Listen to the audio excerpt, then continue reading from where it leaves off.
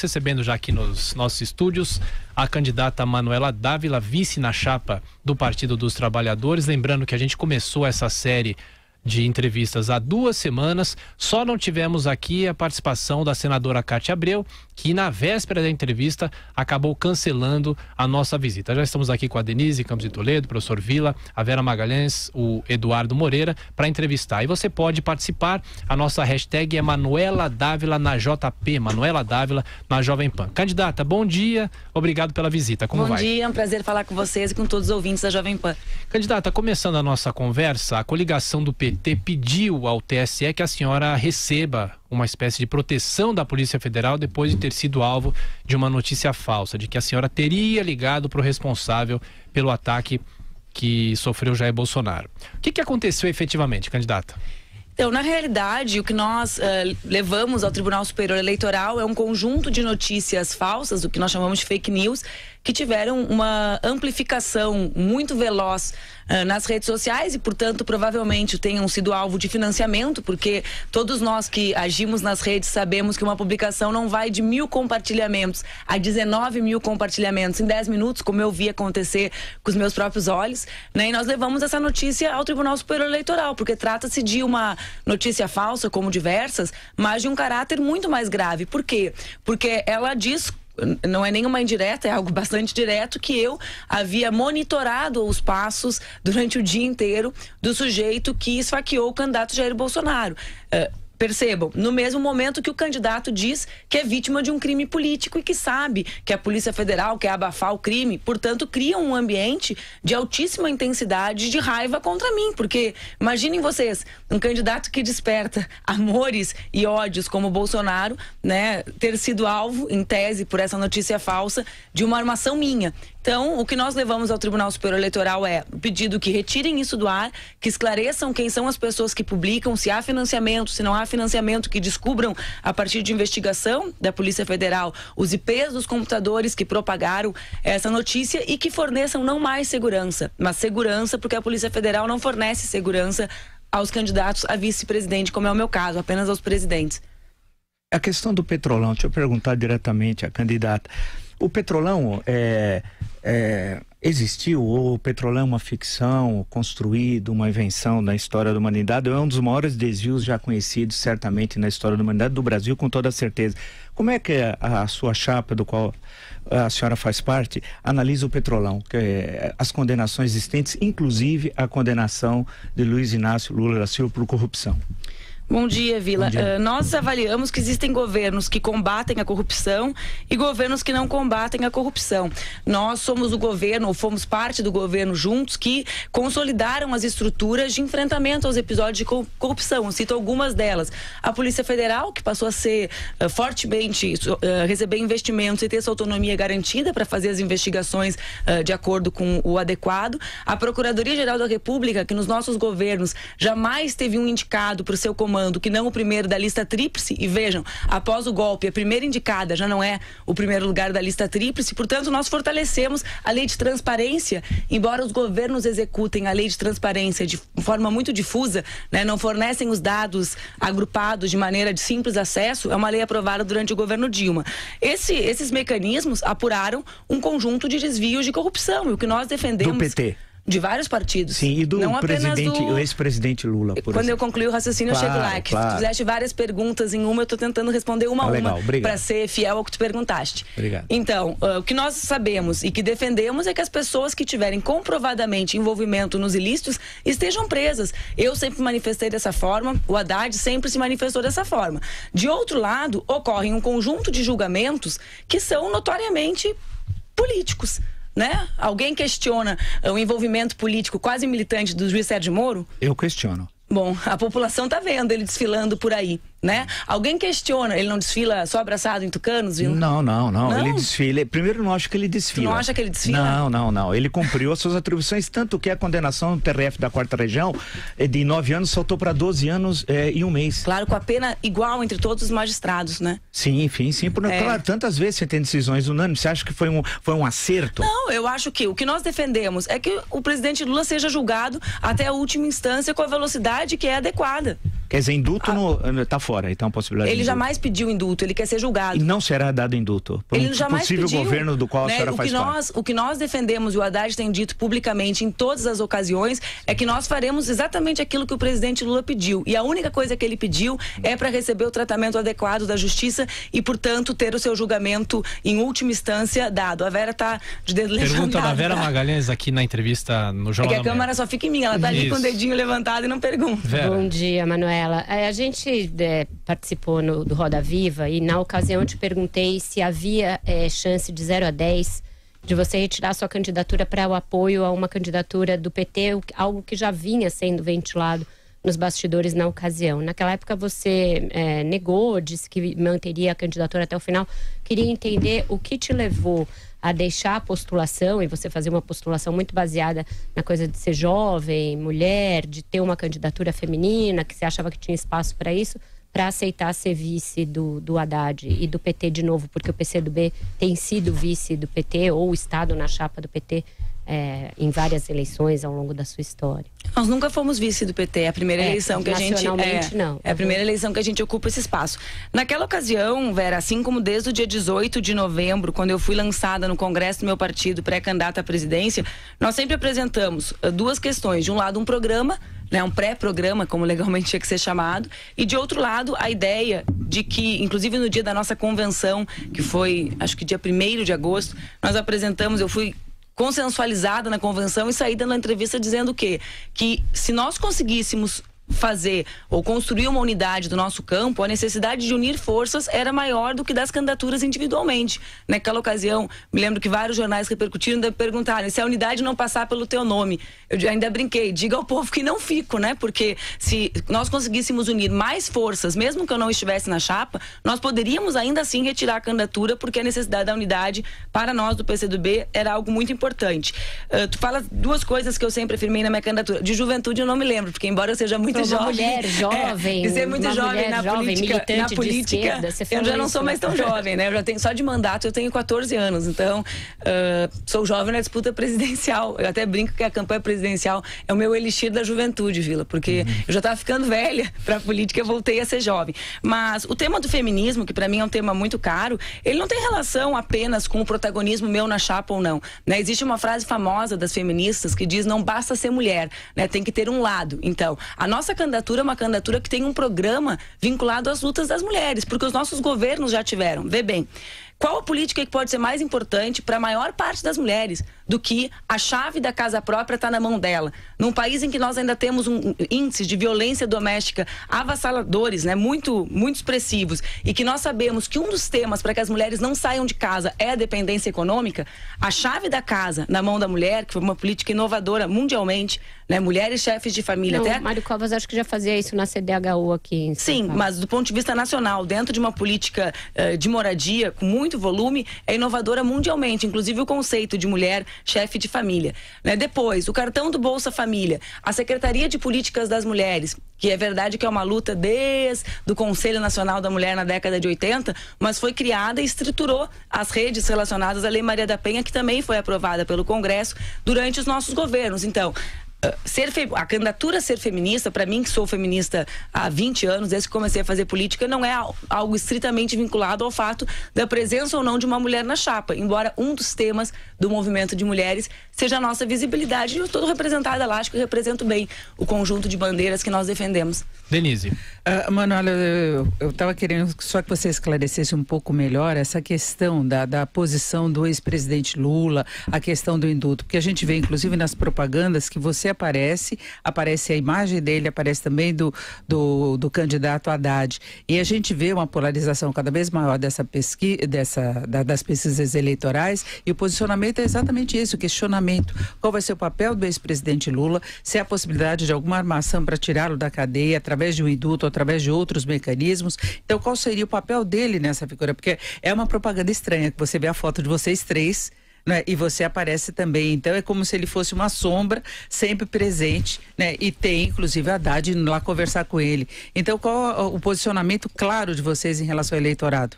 Para entender isso, como vai ser? Bom dia, Denise. Quanto ao indulto, eu acho que eu já fui bastante clara, mas eu vou ser repetitiva, então peço desculpa se não fui clara. O presidente Lula jamais pediu indulto, né? E jamais o Haddad se manifestou nesse sentido, porque o que ele quer é ser julgado até a última instância, o que não foi, o que não aconteceu até agora.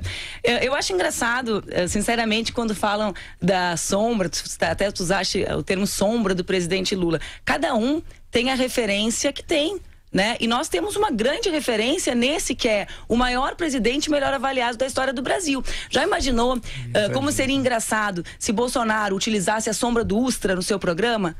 Porque cada um tem a referência que tem. Quem foi que ele homenageou no dia do impeachment?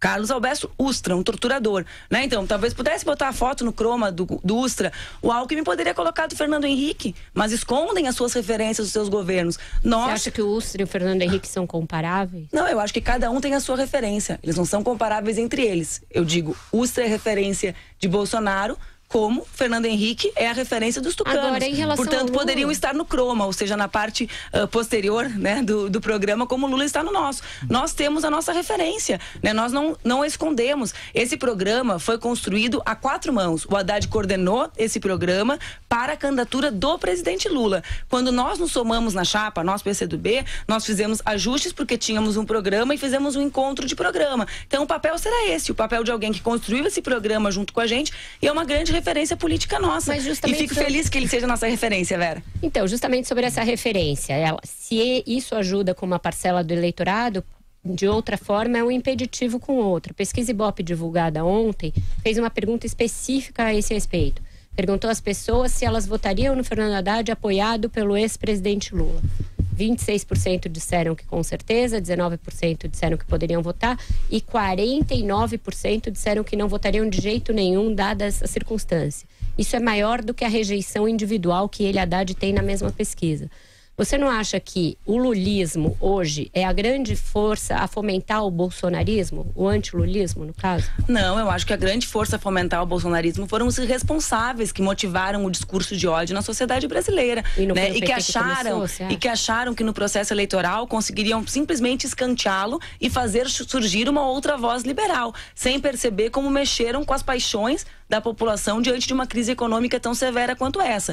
O que eu acho que vai acontecer no segundo turno, Vera, se o segundo turno for, digamos, que se consagre a imagem que nós temos das pesquisas hoje, acho que a população vai olhar para o meu candidato, Fernando Haddad, e vai enxergar nele, além do programa, características imprescindíveis para tirar o Brasil da crise. Nós temos como agudizar conflitos diante de uma crise econômica tão grande, nós temos como colocar diante do governo central alguém incapaz de ouvir uma opinião divergente. Nós temos como ter alguém no governo central que legitima a ideia de que nós mulheres criamos desajustados quando criamos sozinhas os nossos filhos, ou que as mulheres e as avós criam pessoas que são as que promovem a violência sem responsabilizar a parcela que abandona as crianças das ausências do Estado. Eu não acredito nisso. Eu acho que no segundo turno a população olhará, né? Até eu às vezes brinco com o Haddad, tem um personagem que falavam dele, que é o Haddad tranquilão, né? Que é uma tranquilidade real que ele tem, a tranquilidade, a serenidade dele diante dos problemas, para mim, também é uma característica central que nos levará à vitória no segundo turno. Deixa eu perguntar algo não muito tranquilo. Se a Câmara te pega um pouquinho, Vila, porque o Vila dá cada risada boa de não é que você tudo bem. Você desconhece que existe antilulismo? Não, acho que existe, é natural que exista. Numa sociedade democrática existe governo, existe oposição, existe quem gosta e diz quem não desgoste. O problema não é gostar ou desgostar. O problema é fomentar o ódio contra quem desgosta. E obviamente os candidatos de centro não vão apoiar o PT, concorda? Não sei o que vai acontecer no segundo turno. Eu acho que existirá um centro democrático que estará preocupado com as instituições, que estará preocupado com a ideia de que é possível fazer uma Constituição fechada entre 4 paredes, como sugeriu o general Mourão. Acho que estarão preocupados com a desvalorização dos espaços que nós construímos desde a redemocratização. Eu imagino que sim, eu imagino que estarão preocupados com isso. Professor Vila, faz a pergunta e na volta ela responde. Eu queria perguntar rapidamente, porque é importante que todo mundo pergunte, que quanto mais questões, acho que até melhor para a candidata expor sua plataforma. Mas a candidata é do Partido Comunista do Brasil, quer dizer, portanto se mantém o nome até hoje, que acredita no comunismo. Durante muito tempo o PCdoB se auto-intitulou intitulou Partido do Socialismo, o que é diferente do comunismo na leitura marxista. Uma coisa é comunismo, outra coisa é socialismo. Eu queria saber se o partido da senhora, do qual a senhora faz parte em aliança com o Partido dos Trabalhadores, continua defendendo o socialismo no Brasil e, no limite, o comunismo. Pode responder, candidato, antes do intervalo. Pode responder. Estava ouvindo a aula de marxismo do Vila. Sim, eu sou uma militante comunista. Eu acredito no mundo sem injustiças. O que significa Socialização isso? dos meios de produção. Se eu puder concluir, Vila, o que eu sou? Tu quer responder por mim? Não, eu sou jornalista. não, sem problema. Seria pode uma responder. ótima entrevista. Eu adoraria. Se um dia tu me der a honra, a gente faz um café com o Vila e eu testando se eu ainda consigo entrevistar alguém como eu entrevistava na faculdade. Tá bom. O que eu acredito? Eu acredito na justiça social. Se tu pegares o nosso programa para o Brasil hoje, o centro do nosso programa é um programa de desenvolvimento nacional. A retomada da atividade da indústria. Qual o papel do Estado nisso? Vila, eu sempre desafio os liberais, talvez tu possa me responder. Qual é o Estado que se desenvolveu sem participação do Estado? Né? Qual o Estado nacional? Estados Unidos? Alemanha? Coreia do Sul? Qual a referência mesmo de uma nação que se desenvolve abstraindo o papel do Estado na economia? Os Estados Unidos não brigam pelo seu desenvolvimento? Como assim? Né? O Trump é o maior articulador, e antes era o Bush, era o Obama, qualquer que seja o presidente, de defesa da indústria daquele país, que articulava internacionalmente questões importantes para aquele país. Então, mas defende o comunismo? Isso que eu queria saber. Eu estou te apresentando o que nós defendemos. Mas defendemos. O comunismo, sim, social... eu sou comunista, defendo um mundo sem injustiças. Na vida Socialização dos meios de produção, estatização, portanto, toda a economia. Não, isso, só para saber. Então, eu estou te respondendo o que eu defendo. Tá. Né? No nosso programa, tu pode pegar, está escrito, nós temos o que nós chamamos de novo projeto de desenvolvimento para o Brasil, centrado na retomada da atividade industrial e em algumas reformas que nós consideramos estruturantes para o Brasil se desenvolver. A reforma da Previdência não está entre as nossas. A reforma trabalhista, como foi feita, não está entre as nossas. Quais as nossas reformas? Uma reforma tributária que desonere, né, a maior parte da população, que são os mais pobres. Isso, inclusive, está no nosso programa de governo com a Haddad. Tu já viste a nossa proposta que até 5 salários mínimos a população não paga imposto de renda? Então... O Bolsonaro fala a mesma coisa. Ele falou que defende 20% para todo mundo. Não, acima de 5. Acima de 5. Isenção até 5 também. Aí ele mudou, né? Então, porque deu aquela confusão se Paulo Guedes falava por ele, se não falava por ele. Aí eles ajustaram a proposta depois que deu o que procó público. Então, nós defendemos a reforma agrária, nós defendemos uma reforma que garanta que a população viva com dignidade nas nossas cidades, que nós chamamos de reforma urbana. Então, esse é o centro do projeto de desenvolvimento do PCdoB hoje para o Brasil. Primeiro, bem-vindo aqui. Bom dia. Eu estudei num colégio no Rio de Janeiro chamado São Vicente de Paulo, tá? Que é um colégio super militante na política. Eu lembro de ter sido um dos caras pintadas que foi para as ruas, pediu o impeachment do presidente Collor. A gente assistia aqueles discursos todos apaixonados da União dos Estudantes, etc. E eu vejo que você tem também uma vida muito militante nos movimentos estudantis, nessas passeatas, nesses comícios e etc. Como é que é você entrar para a política e estar hoje em dia junto com um candidato que aparece abraçado com o Renan Calheiros, que tirou foto com o Maluf, etc. Eu sei que existe o pragmatismo político, ninguém é ingênuo, mas é uma coisa que frustra quem teve uma militância tão grande como você para acabar com os oligopólios, para acabar com os grandes coronéis da política, para mudar o jogo político do Brasil? Sabe que eu tenho, Eduardo, uma felicidade grande, porque a vida foi muito generosa comigo. Então, vê a minha situação. Em 2003, quando o Lula foi eleito presidente e o Haddad logo em seguida virou ministro da Educação, eu era vice-presidente da União Nacional dos Estudantes. E eu às vezes brinco com o pessoal que todos os adesivos que eu colava no peito eu vi virarem realidade. Então as minhas lutas eram pelo fim daquele decreto que proibia as escolas técnicas, né? Uma medida que era profundamente antinacional, porque a gente tem que formar mão de obra técnica para desenvolver a nossa indústria, para a nossa juventude ter oportunidades. Eu lutava por cotas nas universidades públicas, pelo financiamento, na época era o Creduc, né, que estava avançando para o FIES, por aumento de vagas na universidade. Eu era bolsista de pesquisa do CNPq na graduação, e eu dizia para os meus colegas assim, eu sou bolsista, eles achavam que eu não fazia nada, porque só podia ser estagiário, que a gente chamava de escraviário. Quem pesquisava não existia no Brasil. E eu vi todas essas minhas lutas da Uni se tornarem realidade nos governos do presidente Lula e do Haddad. Depois eu tive a oportunidade de ser deputada e relatar os estágios, junto com o Haddad, ministro da Educação, ver a luta por aumento do investimento PIB na educação, que nós também realizamos com ele. Então, para mim é uma satisfação. Bolsista tem desde o governo Vargas. Só terminar. A CAPES foi criada no segundo governo Vargas. Talvez o senhor não tenha entendido, professor, o que eu falei, que nós éramos tão poucos bolsistas de iniciação científica. Mas só sem querer de 80. Manuela, desculpa, eu entrei na universidade em 99, então eu não me refiro à década de 80. Então, isso eu nasci em 81. Então, eu já dava aula, então na universidade eu tô só lhe explicando, na década de 90, quando eu fui bolsista de pesquisa, nós éramos pouquíssimos, né? Nós estávamos em extinção. As bolsas de iniciação científica do PIBIC, do CNPq, claro, o senhor como professor conhece. Naquele momento eram pouquíssimas bolsas, professor. Então, o que eu quero te dizer, Eduardo? Que eu tenho orgulho... se você se sente confortável em estar num partido que está junto com o Renan Calheiros, por exemplo. Eu me sinto muito feliz de ser parceira de chapa do Haddad e de nós unificarmos pessoas a partir do nosso programa. Mesmo o Renan Calheiros da vida? Nós temos um projeto para o Brasil, né? E esse nosso projeto é o projeto que nós já governamos e já mostramos o que podemos fazer, né? E o Haddad foi digamos assim, um dos pilotos desse programa durante os anos do governo Lula. Então não incomoda, né? Ter o Renan Calheiros do lado. Eu não me incomodo com o nosso programa, com a nossa... Não me incomodo com... Você percebe que você está contornando a pergunta. Eu não estou contornando. Com as alianças, não, talvez eu não esteja respondendo da forma como vocês gostariam de ouvir, né? Mas eu já falei, eu tenho um orgulho danado de estar na chapa com o Haddad, porque eu fiz movimento estudantil com ele ministro, fui deputada com ele ministro. Na minha interpretação, ele fez um governo voltado para as pessoas na cidade de São Paulo. São Paulo é uma grande metrópole, mas né? Mas perdeu no primeiro turno. Pois é, e a população se arrependeu, né? Porque botou ali uma pessoa que até ração serviu para os estudantes. Será? Mas tentou servir, né, Vera? Tentou servir, não tentou? Luiz Marinho... Ele nega. Ele disse que era um projeto da CNBB e que não chegou a ser estudado pelas escolas. Mas o fato é que você falou que serviu, não serviu. Desculpa. Serviria a conjugação, o tempo verbal adequado. Manuela, você falou agora que não te incomoda essas pessoas estarem, desde que o projeto seja bom.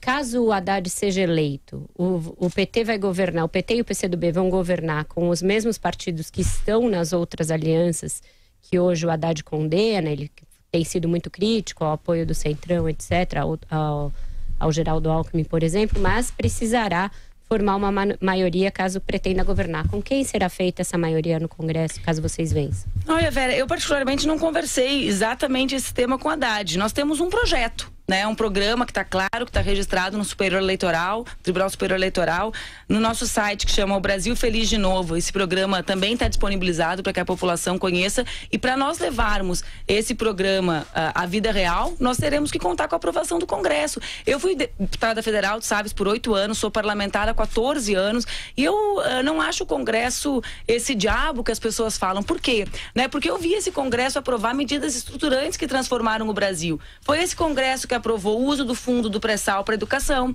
foi esse Congresso que aprovou Minha Casa Minha Vida, foi esse Congresso que aprovou a Política Nacional de Valorização do Salário Mínimo, né, que nós conseguimos chegar a esse aumento real de poder de compra do salário mínimo e, por consequência, das aposentadorias. Então, eu acredito na capacidade de diálogo, sobretudo quando nós... Mas isso foi feito mediante uma aliança em que estavam no governo do Lula o PMDB, o PP, o PSD... Mas foi feito em cima de um projeto, de um programa, é isso que eu estou dizendo, né? Então, a partir de um programa, é possível pactuar com o Congresso. Acho que nós temos um elemento mais vivo do que em outros momentos, que é a intensa mobilização social, né? Então, o mundo nos mostra que quando nós democratizamos o acesso da população à política, nós temos várias referências distintas, porque são cada uma de um país, então não servem para cópia, servem para reflexão, que mostram que a mobilização social também pode gerar resultados nos parlamentos. Mas tem uma mobilização social anti-PT muito forte que levou eu acho que nós viveremos a pacificação do Brasil depois dessa eleição, sobretudo com a eleição do Haddad, né? Acho que nós teremos um ambiente melhor e acho que é o que o povo brasileiro quer. Acho que a radicalidade que foi construída a partir do momento do impeachment vai chegando ao seu fim, e eu torço e trabalho para que no dia 7 de outubro, depois no segundo turno, nós celebremos o seu fim, para que o Brasil possa voltar a crescer, para que essa guerra na política chegando ao fim permita que a gente retome a atividade econômica do país. O que nós tivemos nos últimos 2 anos? O aumento do desemprego, o empobrecimento da população, a incapacidade, a PEC do teto dos gastos, né, que é uma barreira. Nos últimos 5 anos. né? Nos últimos 2 é injustiça. Não, nos últimos 4, eu diria, né? Desde o processo eleitoral de 2014, do não reconhecimento da vitória, enfim, daquilo tudo que o senador Tasso... Tasso... Não há uma relação disso com a economia, não há... O triênio 2014, 15 e 16, candidato, foi o pior da história, né? E é produto do PT. E o senhor acha que isso não tem relação com a política, professor? Não, isso tem, mas claro é construída pelo PT, a nova matriz econômica. O senador Tasso Gereissati, ex-presidente nacional do PSDB, fez uma confissão, uma entrevista que era quase um confessionário, poderia estar no confessionário com o padre, né? Porque o que ele disse? Nós erramos quando não reconhecemos a vitória, questionando a justiça eleitoral. Desde 89 isso não tinha acontecido no Brasil. Percebam, a nossa democracia conseguiu ser consolidada, mesmo com Tancredo morrendo lá na quase direta, nas não diretas, depois do colégio, conseguiu se consolidar com o impeachment do Collor. Por quê? Porque não havia questionamento da justiça eleitoral, diferente de outras nações da América do Sul e da América Latina em geral. Vocês estão questionando a justiça até eles não reconheceram a vitória, primeira vez. Disse o Tasso, palavras aspas, Tasso Gereissati, não Manuela Dávila. Depois impediram Dilma de governar. O que ele diz? Barrando todas as medidas apenas porque eram do PT. Então, na realidade, evidente que o problema da economia decorre também da política. Por isso que, na minha interpretação, é tão necessário que a Haddad vença as eleições para que a gente não amplie por mais 4 anos esse ambiente político de insanidade, né, de guerra, que não permite que o Brasil retome a sua atividade econômica. Última pergunta. O BNDES foi usado pelo PT durante 13 anos e destruíram o BNDES e tal. Agora, recentemente, o novo presidente do BNDES disse que só para Venezuela e Cuba dava um prejuízo de 1 bilhão e 100 milhões de reais. Eu queria saber que no eventual governo do qual a senhora fará parte, caso o PT vence e o PCdoB vence as eleições, se vão continuar empréstimos como para a ditadura venezuelana, para a ditadura cubana, se é que a senhora considera esses países ditadura, vai continuar do mesmo jeito? Última resposta, candidato. Se nós ganharmos, o BNDES vai voltar a cumprir um papel de desenvolvimento do nosso país. E mais do que isso, se nós ganharmos, o Itamaraty voltará a ser um espaço de construção de saídas pacíficas do mundo, porque cada brasileiro e brasileira que conhece a tradição de Rio Branco e de Bonifácio, que viu o que Fernando Henrique e Lula fizeram de forma continuada, porque é a política de Estado mais sólida, sente vergonha quando vê o Brasil palpitar pelo Twitter sobre os outros países. Então, do ponto de vista econômico, o BNDES voltará a ser parceiro do Brasil, de seu desenvolvimento e das suas empresas, porque nós precisamos disso, e todas as nações desenvolvidas têm os seus bancos de fomento vão emprestar para Venezuela e com Cuba? Juros baixos, e do ponto de vista diplomático, o Brasil voltará a manter laços que cultivem a paz, sobretudo na nossa região, professor. Por quê? Porque cada pessoa que defende a soberania nacional, seja das Forças Armadas, ou seja, cidadão civil do Brasil, torce para que os conflitos regionais diminuam, né? Continuar apoiando Venezuela e Cuba, isso é o que eu queria, sim ou não, candidato? Nós não apoiamos Venezuela e Cuba, não, professor, no BNDES. Não houve esse apoio. Os empréstimos, essas distorções Porto de Mariel. Mas os empréstimos garantiram o desenvolvimento das nossas empresas. Mas não pagaram. O próprio presidente do BNDES, Diogo de Oliveira, disse 1,1 bilhão de reais. O que...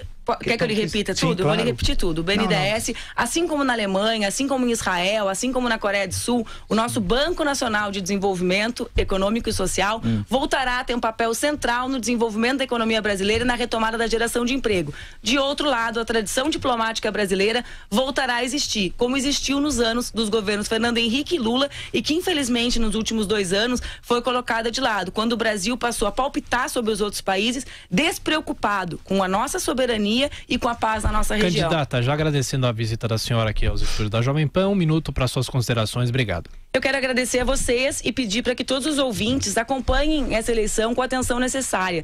Nos próximos 12 dias, nós temos a opção de construir uma alternativa que devolva a paz ao nosso país com um projeto de desenvolvimento social que coloca a justiça no centro. E quero também convidar e parabenizar a todas as mulheres brasileiras que têm se mobilizado intensamente contra uma candidatura de várias elas, as mulheres, apoiando vários candidatos e candidatas a presidente, mas que se posicionam permanentemente contra um candidato que diz que nós merecemos eventualmente sermos estupradas ou que devemos receber menos salários que os homens quando exercemos uma mesma função, ou ainda que tem um vice que acredita que mulheres e avós criam crianças desajustadas. E no dia 29, todas essas mulheres em cada canto do Brasil sairão às ruas e eu me somarei a elas porque acredito que o Brasil precisa das mulheres para que nós tenhamos um desenvolvimento justo. Obrigada, um bom dia. Obrigado. Candidata Manuela Dávila, nesse espaço nós já entrevistamos o general Milton Mourão, vice de Jair Bolsonaro, Ana Amélia, vice de Geraldo Alckmin, Paulo Rabelo de Castro, que compõe chapa com Álvaro Dias, Germano Rigoto, vice de Henrique Meirelles, Eduardo Jorge, vice de Marina Silva, Christian Lobauer, que compõe chapa com João Amoedo, e Sônia Guajajara, vice de Guilherme Boulos. A senadora Cátia Abreu estava prevista para vir aos estúdios da Jovem Pan, mas em cima da hora cancelou a presença, e agora a gente completa essa série com a candidata Manuela Dávila, vice de Fernando Haddad.